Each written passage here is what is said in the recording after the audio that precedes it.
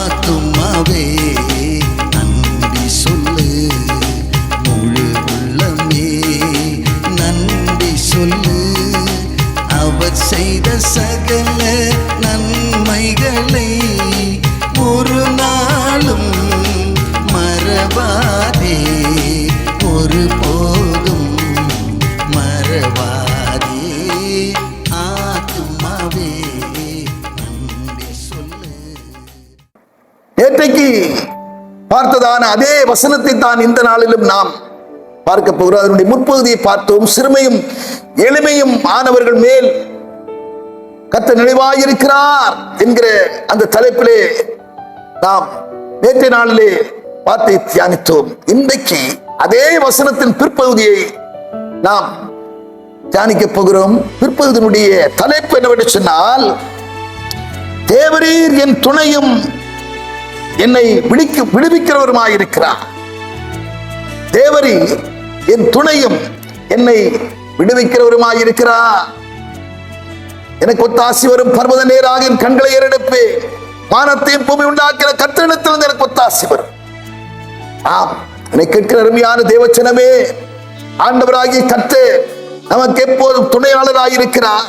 நம்மை விடுவிக்க சிந்தையாயிருக்கிறார். கூப்பிட்டால் போதும், ஆபத்து காலத்தில் என்னை நோக்கி கூப்பிடு, நான் உன்னை விடுவிப்பேன், நீ என்னை மகிமைப்படுத்துவாய் என்று சொன்னவர். நோக்கி கூப்பிடு, உனக்கு அறியாததும் உனக்கு எட்டாததுமான பெரிய காரியங்களை உனக்கு நான் காண்பிப்பேன் என்று சொன்னவர். நிச்சயம் நமக்கு பெரிய காரியங்களை நாம் நினைப்பதற்கு எண்ணுவதற்கு மேலாக பெரிய காரியங்களை நம்முடைய வாழ்க்கையில செய்ய அவர் சிந்தை உள்ளவராயிருக்கிறார். ஒரு போதுமானவராயிருக்கிறார், துணையாளராயிருக்கிறார், தேற்றவாளராயிருக்கிறார். தாயின் கருவிலே உன்னை தாங்கினேன், ஆயுள் முழுவதும் உன்னை தாங்குவேன் என்று சொன்ன கர்த்தர் முதிர் வயது வரைக்கும் நம்மை தாங்க, நம்மை ஏந்த, நம்மை தப்புவிக்க, எல்லா இக்கட்டுக்கு நம்மை விலக்கி காக்க அவர் போதுமானவராய் இருக்கிறபடினாலே அவரிடத்திலே நம்முடைய வழியை ஒப்புவித்து அவர் மேல் நம்பிக்கையாயிருப்போம். அவரே காரியங்களை வாய்க்க பண்ணுகிறவராயிருக்கிறார்.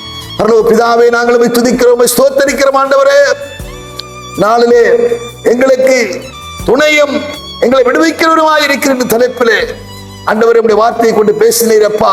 எப்போதும் எங்களை விடுவிக்கிறதுல, எப்போது எங்களுக்கு சகாயம் பண்ணுகிறதுல நீ சிந்தை உள்ளவராய் இருக்கிறபடினாலே எப்போது ஆண்டவரே உதவிக்காக எதிர்நோக்கி இருக்கிற ஒவ்வொருவருக்கும் சகாயம் பண்ணுவீராக, ஒத்தாசை அனுப்புவீராக.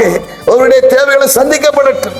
தேடி வந்த மனிதர்களின் தேவைகளை அறிந்தவராய் தினம் அற்புதம் செய்கிற கர்த்தர் இந்த நாளில் அற்புத அதிசயங்களை காணப்பட வேண்டும் என்று சொல்லிக்கிறேன்.